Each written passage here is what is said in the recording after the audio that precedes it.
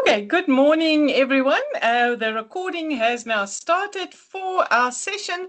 We are going to jump straight in. I am sharing the camera at the moment. I'm not sure if you are able to see me. Just to show you who's presenting this morning.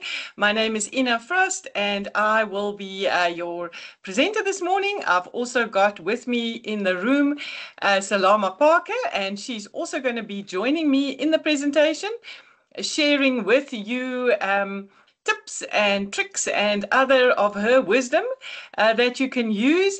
And then she's also going to be assisting you with your questions. So if you're not sure yet, at the top of your screen there's the Q&A little button there that you can press, where you can then post any questions that you may have.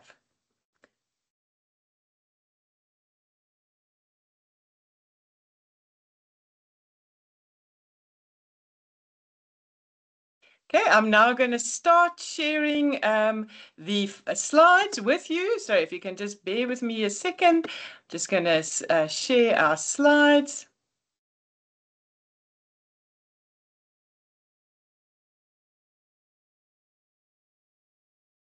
Salama, if you can just confirm that everyone is able to see the slides. Ina, good morning. I can see the slides. Good morning, students. Are you able to see the slides that are being shared?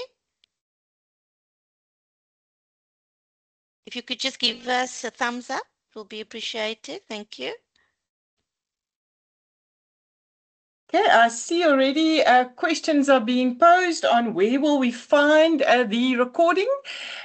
We will be uploading it to a YouTube channel for you, and I will show you that a little bit later, and your lecturer will also share with you the link to the YouTube channel, where you then will be able to see all the revision sessions, not just the one for ACBP, but also the other sessions that have been hosted for your students, for your different subjects. Okay, so good morning, everyone. Let's then get started. As I said, my name is Ina Frost. I will be presenting our session today. And with me, I've got Salama Parker, who is going to be assisting you with all the questions that you may have, and that you are more than welcome to put up in the chats. And Salama will also jump in at times and just bring in an extra perspective into our session. Okay, so today's revision session then is aimed at getting you ready for our first semester test. Our first semester test will deal with learning units 1 through to 3 of this particular module. It is an hour-long test, and it will be for 50 marks, and it is a closed book assessment. Over the rest of the semester, we are also planning 2 additional revision sessions. One to get you ready for semester test 2, and then we will have a final one to get you ready for the exam. So you can save the date so long. On the 29th of April will be the next one of these revision sessions, and that will be to get you ready for the second semester test. Please, I just want to start off this morning by just making this quite clear, that these revision sessions cannot and are not ever intended to take the place of your normal time with your lecturer.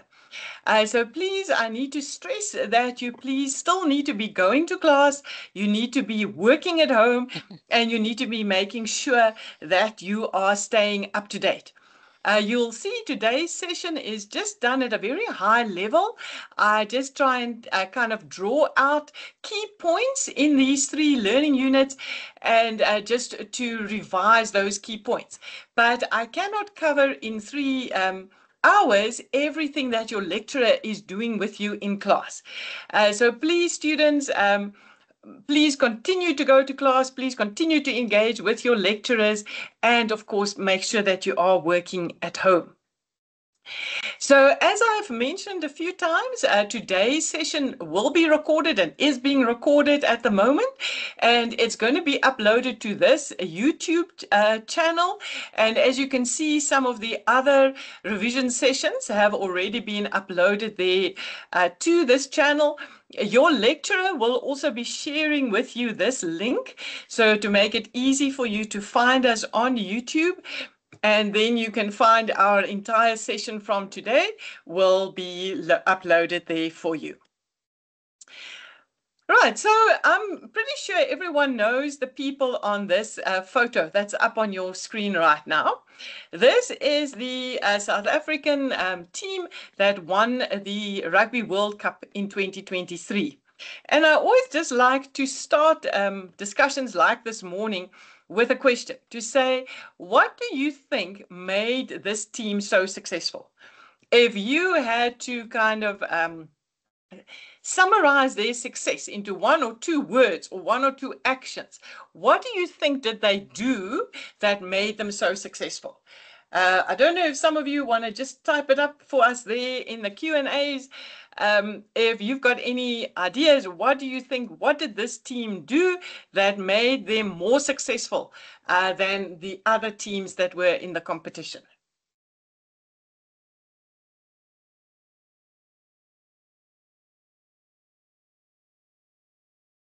Okay, in my mind, I always think that there's two things that this team did that made them so tremendously successful. And it's the two actions that they took. One was all about preparation. So what did they do before each of the matches? And then the second aspect is what did they do in those 80 minutes on the field? And those are the two key points or two key actions I think that they took that made them so successful. Now, how can we translate their strategy into our strategy as students to also be successful in this semester of accounting? So first of all, as a student, of course, preparation is as important for you as it was for that rugby team. So what does preparation look like for a student?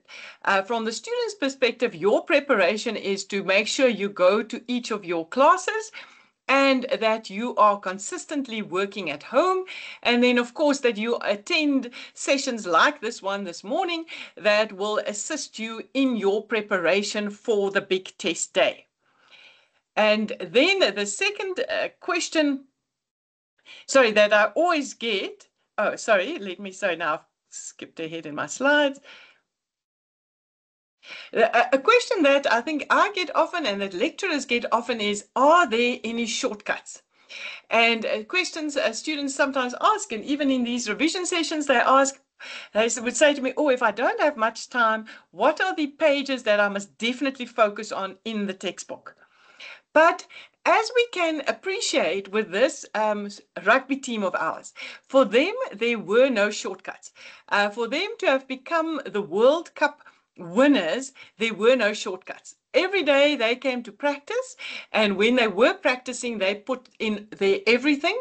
And then when they actually played the matches, they also put in their everything. And that is the same for us as accounting students. There really are no shortcuts. Sorry, Salama? Hi, Ina. I know our students did get some feedback. Sorry, I think I just, they said consistency in their training, hard work, mindset and hard work, practice. So it's all contributes to what you have mentioned now. So these were responses from our students. Oh, excellent. Thank you, students. I think you then definitely picked up. Thank you for everyone. I think there seems to be a little bit of a delay, unfortunately, between me asking the question and you guys getting the opportunity to quickly type it in. But I do appreciate that you are contributing because for this successful, we have to keep it interactive and to make sure that you are all having the opportunity to ask questions and share in the class, because then I think it will make our class much more successful. So thanks everyone for your contributions. So yes, so as you all said correctly, for this team to be successful, it was about preparation. and about consistency in that preparation. So with that, we mean you can't just start the night before the test and now quickly try and see if you can cram in everything in that textbook. You have to be working consistently throughout this semester, just like this team did. This team showed up to practice every morning. They practiced in all the sessions. They worked hard, and so they were able to be victorious. And we must have that same mindset. So you need to be showing up in each of our lectures and be working consistently at home. The path to success this semester is really a series of building blocks. So test one is your first block, and then if you are not well prepared for test one, it's also going to impact you in test two, because whatever we're teaching you now in these first three learning units are very important, and they are the foundation to what we're going to teach you to be ready for test two. And eventually, all of this is going to build you up to the exam. So this module, please don't think that you can neglect test 1 and 2, and that you can just come in the exam and you're going to get 100% in the exam, and that will be great. Unfortunately, in our module, it just doesn't work like this. Our module is a very definite set of building blocks that you have to make sure you understand and are comfortable with it, so that you can finally have success in this module. So to bring it back then to us today in the classroom, so it's all about preparation. So we are very much in that preparation phase now of our World Cup training. And so we're working here today in class, and of course throughout the semester you're going to keep working with your lecturer in your classroom, and of course you're going to also be working at home. And then the other part of the success is, what are you going to do in that examination room later in this week? And so in today's session, I'm going to help you with preparation, but I'm also going to bring in all kinds of little exam tips and techniques, because there are little things that you can do in the exam venue that will also just give you a better chance of being successful in this module. And that's also where Salama is going to come in and also just share with you guys extra little tips that she shares with her students, just to make sure that when you're sitting there in the exam venue, you are really giving it your all and you giving yourself the best chance of doing well in this module. Okay, so now we're going to start with our actual session for the morning, with the actual preparation part, as I said. So in each of our learning units, there in our module outline, we give you the learning unit outcomes. And I always tell my students that you need to just read through these outcomes for each of our learning units and just say to yourself, could I potentially answer a question based on these outcomes? Because for learning unit 1, there's essentially 6 things that we want a student to be able to do at the end of the learning unit. So it's certainly, from your perspective, if you can just go through this and say, okay, would I be able to answer a question should they test me on any of these outcomes? So there's in your module outline that is available to you under student materials, you will find the outcomes for every learning unit. So as we said, then semester test 1 deals with learning units 1, 2, and 3. This learning unit number 1, we're not going to spend a ton of time on here today in this particular session of ours, because this learning unit is really just a theory learning unit. So for this learning unit, you need to go and just do the work on your own. There's not much here in terms of application that we can show you. So for this learning unit, you need to do something like draw a mind map, make a summary, do some color-coded notes, recite, repeat, any of the techniques that you found to be successful in high school when you had to deal with a big chunk of a theory. How did you deal with that when you were in high school? If you're struggling with knowing how to break up this information, then obviously reach out to your lecturer that may be able to give you little tips on how to make this material into smaller chunks so that you're able to study it for the test. Please don't underestimate the fact that this is a theory learning unit, because we do test theory in the assessments, and you will see I'm going to show you what was tested in last year's semester test, and you will see that there was actually quite a bit of theory in last year's semester test. So please, Learning Unit 1 is 1/3 of the material that's being tested in the upcoming semester test. So it is important that you give due attention to this learning unit. Even though it's mostly theory, please, you have to make sure that you are engaging properly with this theory. Now, what kinds of questions and what types of questions can you expect in the upcoming semester test? So there can be a whole host of different types of questions. There can be multiple choice questions, match the column, true and false, complete the sentence, write a short answer or write a short paragraph. And there can also even be application questions out of this learning unit, where we could, for example, say your best friend is starting a business and they now asking you certain questions before they can start the business. So these are the types of ways in which we can test you on learning unit number 1. Let's have a look. So this is then how we tested the student last year.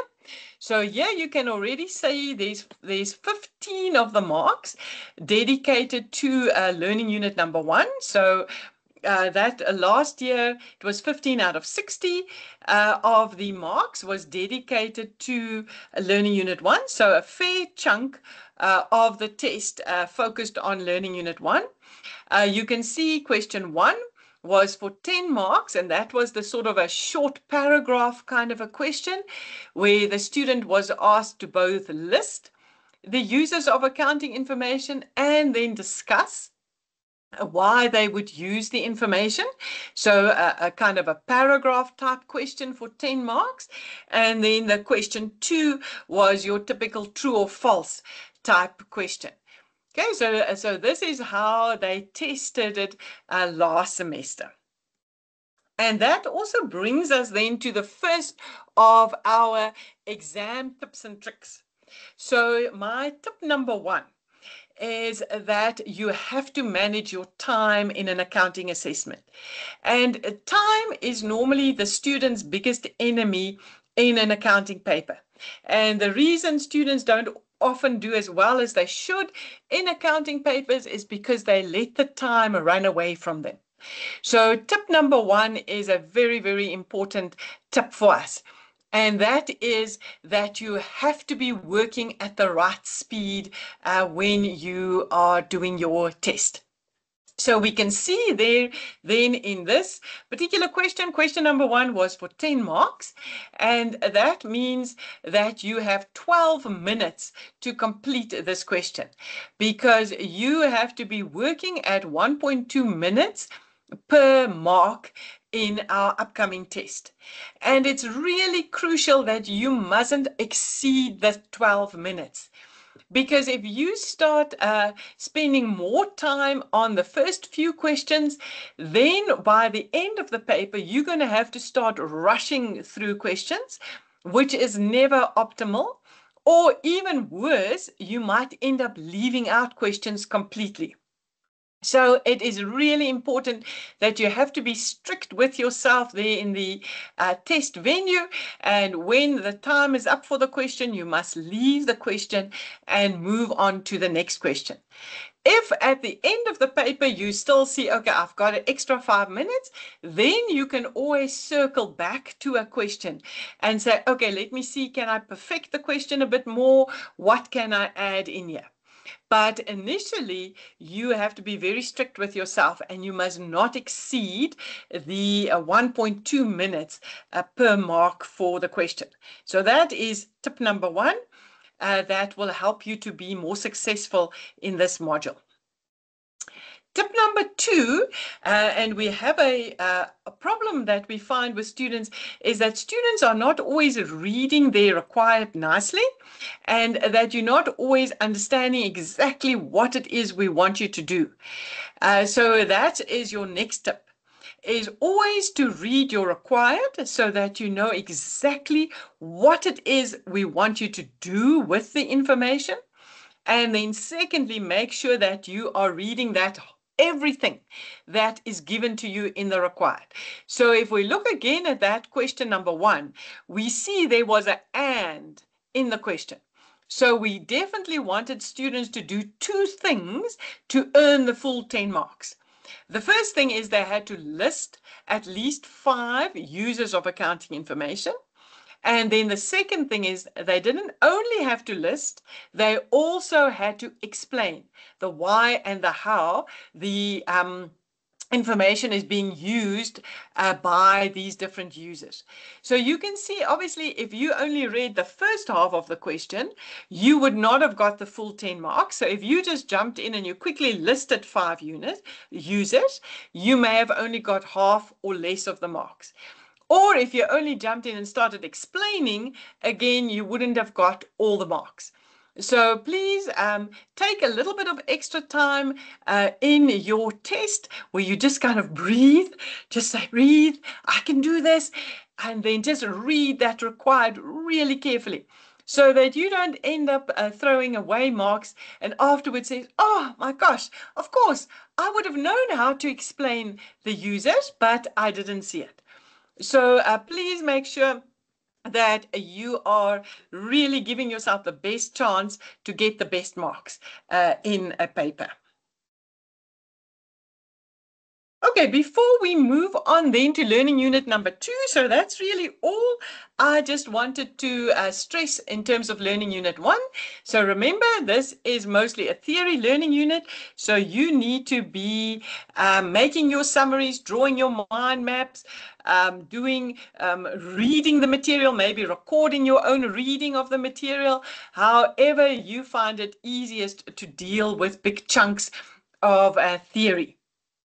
So we're going to move on now to learning unit number 2. Salama, before I move away from learning unit number 1, anything our students want to know or anything that you want to share from your end? Hi, Ina. No students posted any questions. But what I could just say again, it's very, very important that they do make the summaries and their mind maps for Learning Unit 1. It's so important, and also to have a good understanding of Learning Unit 1, because as you go along, whatever you've actually covered in class with your lecturer in learning unit 1, you're just going to be building on as we're going along into the next learning unit. So it's very important for them to focus on that. And also, like you've mentioned, if they're able to answer each of these learning objectives as given here, then they should not have any problems with completing the theory questions in the upcoming test. Thanks, Ina. Thanks, Salama. I see there was actually just a student who asked a question. So they asked, how would this question be marked? So I can't give you an answer that it will always be marked in exactly the same way. So for example, I can't now quite remember how we marked this question, but it could have been that we gave, say, maybe a half a mark for just listing the different users and then more marks to the explanation side. I don't know if you can recall, Salama, or we might have given you 2 marks, one for listing a user and another mark for the explanation. I can't now quite remember how we marked this one. Ina, I think it was one mark for naming the user and another mark for the explanation. So it Great. was 2 marks, yes. Oh, okay. Thank you. Again, also, students, just remember to guide yourself by the mark allocation. So immediately, if you see this question is carrying 10 marks, then obviously that must also guide you to the amount that you should be writing. If we're saying it is a 10-mark question or a 5-mark question, obviously you can't be just giving us one word. Or later when we do the calculations, you can't just be giving us one number. So also always from that perspective, make sure that you look at the mark allocation, because that will also give you a little bit of a guidance in terms of how much should you be writing. So again, you can see then you can't just list 5 and expect to get 10 marks for listing 5 users. So always make sure that you just also look at that mark allocation and how that sits with how much you are actually writing for us in the test. Right, so let's now move on then to our learning unit number 2. This learning unit by far is the most important learning unit in the first semester, because this learning unit really underpins everything that we do with you in first semester accounting, and really in accounting in all of your accounting studies.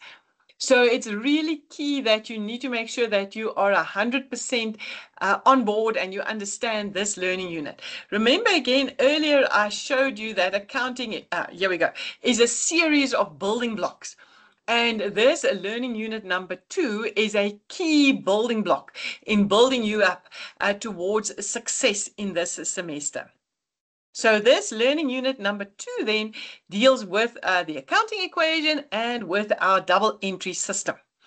Again, if you go to our module outline, you will see there are 8 learning unit outcomes for this particular learning unit. So again, just go through these and say to yourself, could I answer a question based on all of these outcomes? Here I've made a summary for you of possible questions and types of questions again out of this learning unit. So again, when you prepare yourself now for the semester test, go through this list of mine and just say to yourself, would I be able to do each one of these types of questions? So once again, this learning unit also has theory in it. So out of learning units 1, 2, and 3, there's actually quite a lot of theory in these first 3 learning units. So particularly in semester test 1, then there can be quite a few theory questions because there's quite a bit in the content that you have to prepare for the test. Also, it's important that you must understand your theory and, for example, your definitions, because if you don't know how we define an asset, you are going to struggle in question 2.6 when we give you a list of accounts and ask you which one of these are assets. Because if you don't understand what is an asset, it's going to be hard for you to identify the asset, or even later be able to calculate total assets. Because again, if you don't know what is an asset, how can you calculate total assets? So please make sure that you are giving enough time and importance to theory and to definitions. And so we can ask you an outright theory question where we can say define an asset, or then we can move over to the more application style questions. So we can do a question like question 2.6 in your textbook. And if you can recall, that was the question where we gave you a list of accounts and you then had to classify them as either assets, liabilities, income, expenses, or the like. So that is certainly your easiest type of question that we can do out of this learning unit. Then we can step it up a little bit to the question 2.4 type question, where we still give you a list of accounts, but now we add with them amounts. And now instead of just saying identify the asset, now we say calculate the assets or calculate the total current liabilities. So that is a little bit more of a complex question where we now see if you can identify the account and can you do the calculation. Then we can get to your question 2.91 type question, where we will give you a list of different transactions that has taken place in the particular period, and then you have to show their impact on the accounting equation. Then we can test you on a question like 2.92, where we can ask you to do general ledger accounts. So again, a couple of transactions and how do they impact the general ledger. And then the last type of question is the type of 2.11 type question, where we combine the impact on the accounting equation with the impact on the general ledger. So that would be the a combination of everything you've done in this semester, or in this learning unit rather. So those are the kinds of questions and the ones that you can look at in your textbook that we can do out of this learning unit. And all of these questions, and really everything in Learning Unit 2, brings us back always to this page. And for my students, I always say, and I'm sure, Salama, you must do exactly the same, is to say to your students that this page, page 53 of the textbook, is just gold. This is such an important page in this learning unit, because this page is a fantastic summary. It gives you a summary of your assets, your income, your expenses. Right there at the top, it's a little bit obscured now on my slide. It even gives you the accounting equation. It also shows you the split between non-current and current. So this page is really, really key in being able to do nearly all of these questions. So of course, that will help you with a question 2.6. It'll help you with a question 2.4. It will help you with the question 2.9, because you will know where's the impact on the equation. So please, if you haven't been studying this page, then you have to make sure that you are really coming to grips and to terms with this particular page in your textbook. So if we go again to our semester test from last semester, and we have a quick look, then the first thing we see here is that again there was some theory that was being tested on learning unit number 2. So here's another 10 marks of a theory that was in last year's semester test. So we had the 15 marks from learning unit number 1, and here now are 10 marks from learning unit number 2. So the first question was one where we had to give a 3-mark explanation. The second question, you just had to name what we call that T account. So that was just for 1 mark. And then lastly, we gave you a list of accounts, and you had to say, are they assets, liabilities, income, expenses, and if they're asset or liability, are they current or non-current? So that question 4.3 comes straight out of your understanding of this page. It's essentially testing this page 53. So that was the sort of theory type questions in last year's semester test on learning unit number 2. Then the aspect that we are going to slow down a little bit on and go into in a little bit more detail now is talking about the accounting equation and talking about double entries. So we specifically now going to look at your question 2.91, question 2.92, how we record the impact of transactions on the accounting equation, and how will we go about to do that in the general ledger. So this is now where we're really going to dig into this aspect and really look at it in a lot of detail. Okay, is everyone still keeping up? Everyone, any questions maybe at this point before we really get going on these detailed questions? Hi, Ina. I did have a question from Megan, but we did respond. She wanted to know how many marks the paper will be for.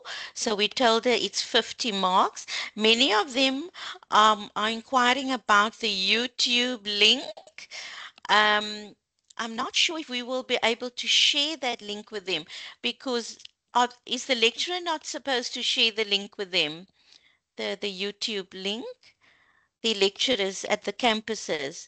because I've Okay, shared yes. mine with my students already, so they would be able to access the Yes, the idea, thank you, Salama, is that your lecturer must share this link with you, and I will remind the lecturers again about that once we're outside of the classroom, or you can just email your lecturer and just remind them to please share that YouTube link with you. And then, Megan, again, on your question, our test will be out of 50 marks, and it's a 1 hour question. 1 hour paper, and it is for 50 marks. And here on this slide, I'm not, let's just see if I wonder if I can just, you know what, what I'll do is when we have our break, I will copy the link for the YouTube so that we can also put it in our chats.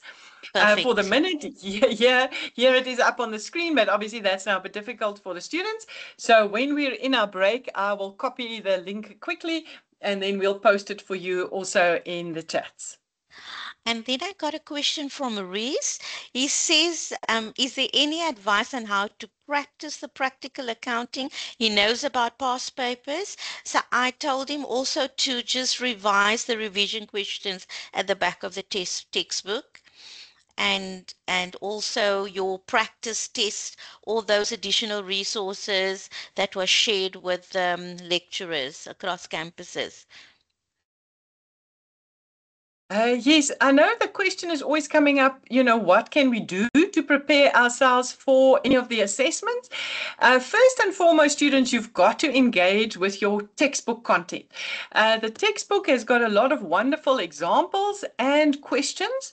So my reply to a question like that is always first and foremost, make sure you have done every example and every question in your textbook.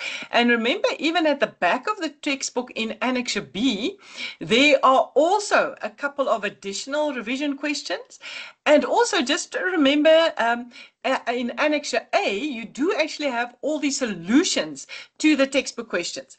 Because I know in class as a lecturer, we don't always have time to go through every single textbook question, but you can do that at home because you do have access to all the answers at the back of your textbook. And only once you have done all the textbook questions and you then think to yourself, wow, I've still got time, I would like to practice more. Then obviously there's things like your lecturer's ICE activities. There might have been in-class activities that your lecturer have used. Yes, certainly there's past papers.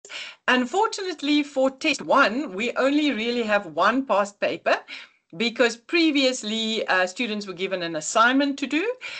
So for test one, we don't have a lot of past papers for you to look at. But those should only be right at the end when you just want to kind of finesse yourself.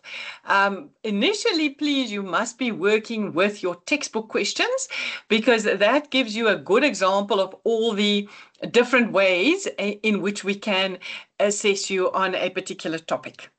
Okay, so let's now just jump in to the accounting equation and the double entries.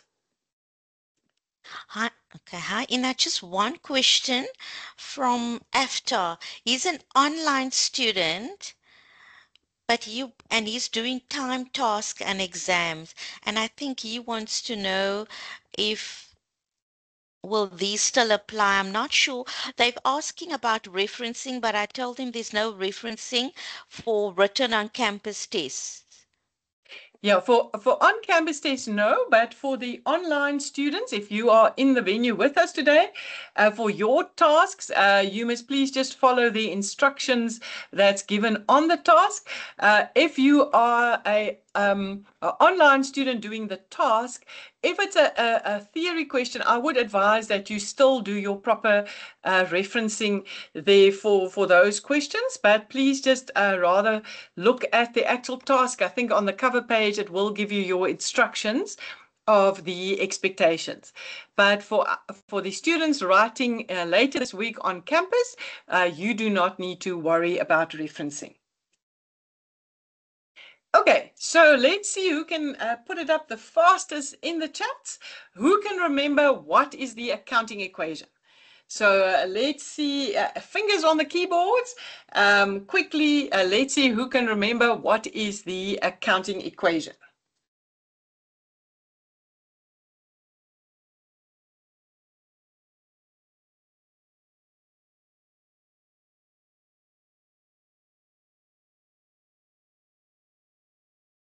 Yeah, I'm not seeing anything coming through. There might just be a little bit of a delay. So I'm sure all of you answered this one correctly. What is the accounting equation? We can say it's the assets of the business equals owner's equity and liabilities, or we can play around with that equation. We can also say it's owner's equity equals assets minus liabilities. Or there's even another way that we can say the accounting equation. We can say it's the worth of the business or the worth of the owner in the business that must be equal to what the business owns. What does the business own? They own assets minus what the business owes. What does the business owe? They owe money to third parties, so that is your liabilities. So there are different ways in which we can phrase the accounting equation, but of course, as a student, this is one formula that you do need to know off by heart. Okay, there's not a lot of formulas in first year accounting, but this one you definitely have to know off by heart. So let me quickly look here in the posts. Yes, thank you. I see some of you did get a chance to also quickly type it there in the chats for us. Okay, so the accounting equation now is built around two things.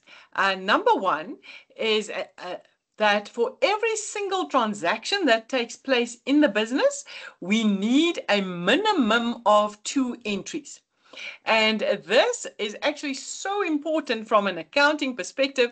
We actually refer to it as the golden rule of accounting. That whenever a transaction takes place in the business, and we now want to record this transaction, it has to be recorded with a minimum of 2 entries.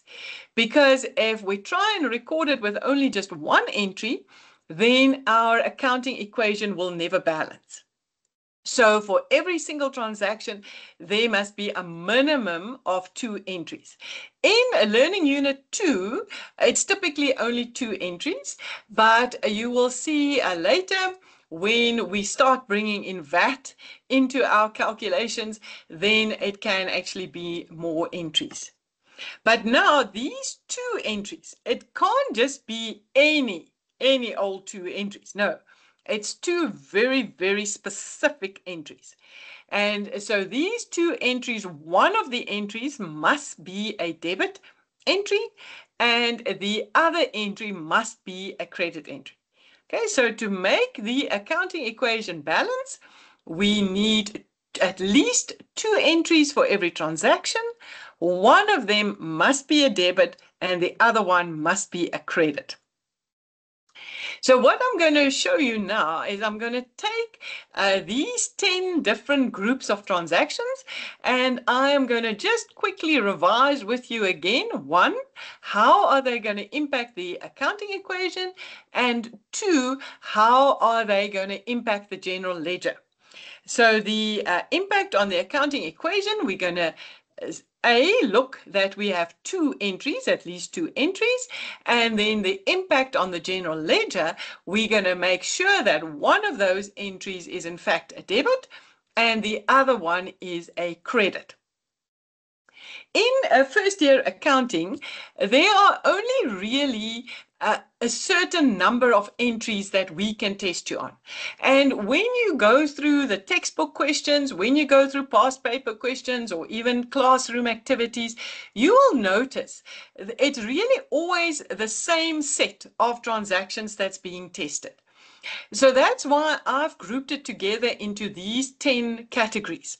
So if you understand how to record these 10 transactions, both in the general ledger and the impact on the accounting equation, then there's really not much else that or many other transactions that we can test you on.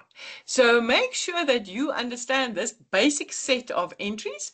And then that will help you to answer the majority of questions in the test. So out of this set of roughly 10 transactions, the one thing we just need to note is any of these transactions that deals with inventory. Whether it is the business is buying inventory, are they selling inventory, even when the owner takes inventory.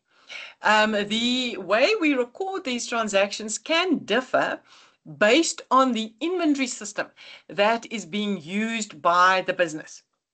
So it depends whether the business is using perpetual or periodic inventory. That will have an impact on how we record these transactions. So that's something that is important for you to remember. You'll see in learning unit number 2, we very lightly touch on these two inventory systems. The majority of questions in learning unit 2 deals with the perpetual inventory system. But right there at the end of the learning unit, we do show you in example 2.13 and question 2.13, also just what transactions will look like for the periodic inventory system. But later this semester, when we get to learning unit number 6, we will go into a great amount of detail in terms of these two inventory systems and what are the key differences between these two systems. For the moment, in your textbook, we've given you a very short one-page summary. It's page 70 of the textbook, where we just, in a very short little table, give you the key differences between the two inventory systems. So it is important that you go through this as well as part of your preparation for the test. But for the exercises that I'm going to do today with us in class, we are going to focus on perpetual inventory. Okay, so now we're going to go back. We're going to take these 10 transactions. We're going to look at the impact on the accounting equation and the impact on the general ledger. But I see time-wise, it is now 9:51. So I think we all need just a quick comfort break. I know certainly I can do with a quick glass of water. So we're going to take a 10-minute break now. In the meantime, if you haven't signed our attendance register, please, if you can do that for us. I will also quickly go and get that link for us for the YouTube channel so that we can post that in the Q&A session.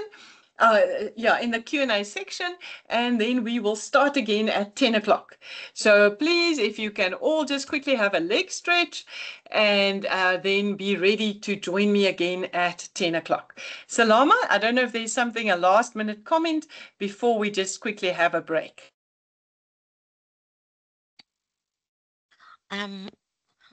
Hi, Ina, not at the moment. I think the students did inquire about the breaks. Our timing is perfect. Thank you.